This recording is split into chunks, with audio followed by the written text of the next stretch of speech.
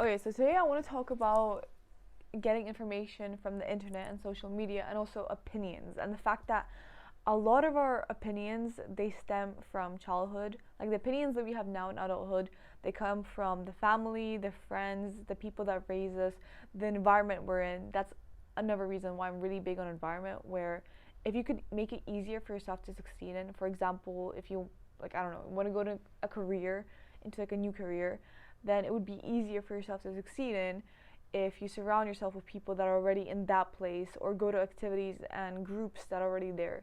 Again, I'm speaking from like a privileged perspective, where if you have the choice to do that, and for me, I live alone, and it's my choice, and I find that it's easier for myself to succeed in. Again, that's like subjective, because I do feel like I need to adapt and be able, that's also a skill for me, to be able to adapt to new situations, to new environments, and still kind of maintain my opinions. And that's what I was trying to get at, is that you may have these opinions, and they come to you based from your environment, on a subconscious level. So your beliefs, your values, your political agenda, I mean, even your interests and your hobbies, with what you like, what you don't like, if you were fishing from a young age, even a little comment that your father or mother would have made to you when you were younger about, like, I don't know, reading. If they forced you to read, then you're more, like, less likely to enjoy reading when you're older. You know, shit like this. So I think what I'm trying to get at is, like, it's important to just take a step back and understand what it is you really want, and what it is you actually like, and not what comes in from the people around you, you know? It's like, we're constantly under pressure, mostly from other people, but ourselves, that, like, we built like these fantasies, and not fantasies, like images in our head, where it's like we need to succeed, we need to, if for our family, for shit like this, these pressures that we put on ourselves.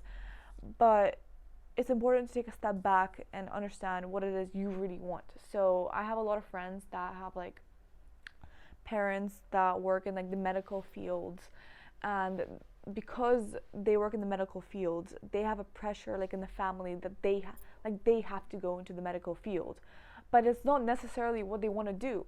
So what I'm saying is that it's important to take a step back and understand what it is you really want to do, because a lot of the times what ends up happening is, that's what ended up happening to my mom, is that she had this pressure from her family, and she didn't want to, like, this is not the career she wanted to go into, and then she continued to study it in university, where she came out of it, and it was like a waste of time, because she never even ended up using that degree. She just obviously gave her, like, the other life lessons, but the point is that take a step back and understand what it is you really want. Like, sit down with yourself, whether it's like pick up the camera, verbalize with yourself. That's what I do. Like, I just, when I feel uncertain about something, I feel like anxiety about a situation, I just take a step back and just pick up the camera and just start talking to myself. And a lot of the times it just comes out, and it's only for me to share. It's only for me to have,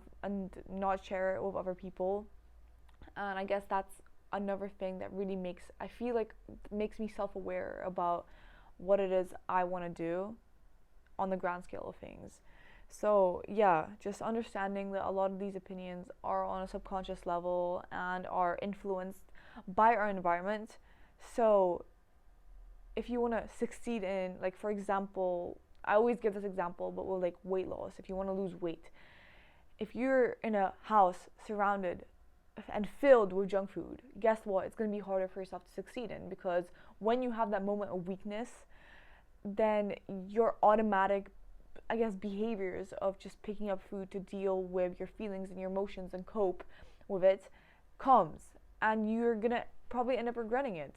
So when you don't have the junk food laying around, you're kind of forced to question, and you're kind of forced to, like, take a step back and think about it. And that example, like that metaphor that I use right now, you could apply it with opinions, and now the shit that you see on the internet. So, and how much time you spend on the internet. So I used to have a really high screen time, I think like 9 hours, until I just deleted social media, because I was like, holy shit, like, I actually feel like an AI. I feel, okay, no, not AI. I feel like an NPC where I'm just like living life so automatically. Like I feel like I just come home, do the same thing every single day, feel shit about myself after.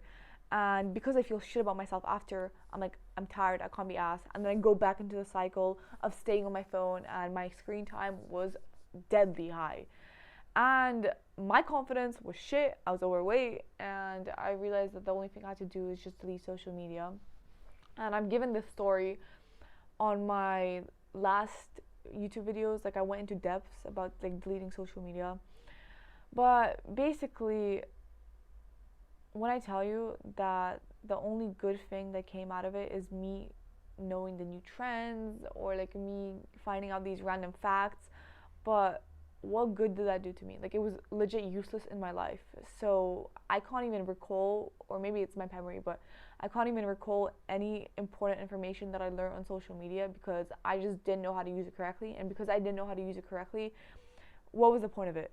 And I do think that social media and these platforms that were created by like Mark Zuckerberg, like Facebook, they are just tools. And I do think it's like I guess like a band-aid where it's like there's a deeper thing to it, where it's like maybe you're just trying to cope with something, like a deeper root to it. Like, you know, social media is kind of like your high screen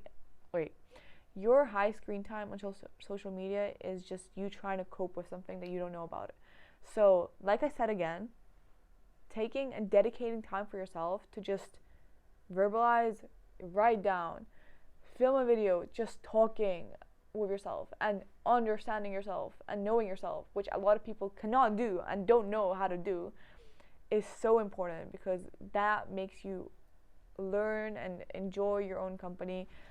And yeah, I'm like really generalizing right now and speaking on a really simple level, and obviously it's way harder than that, but really taking a step back and I guess knowing what you like, what you don't like, and just knowing yourself, which a lot of people just don't know. Like a lot of people just don't know themselves and their defaults and what they're even doing on a daily basis and how much time they're wasting on shit that's not important. Like people just don't know that. And I guess one of the qualities that I'm quite happy about is that I'm really self-aware, and that's a skill that I had to learn, and that's a skill that I learned through really questioning myself a lot. Really questioning myself, is this task, like, do I really need to do this? Is this just me procrastinating something? Is just this me delaying, like, you know, like it's just me not avoiding the harder task? Like, why did I behave like this? Like, you could say this is overthinking, and then it goes into a line where it's like instead of overthinking and doing like and making it in your head so much, you should just do. But then again, it is important to just understand yourself. So anyway, I'm like going from topic to topic like crazy right now, but I am thinking of starting an online community, and I've been talking about it for like a week. But I just want to kind of know the numbers of how many people would be interested in it, where we just like have weekly meetings and we just discuss problems and find solutions and keep each other accountable, and kind of just like a self-development community, because like that's really something that I'm passionate about. And also helping people, like that is something that I really want to do. So if you'd be interested in that, just leave down a message below.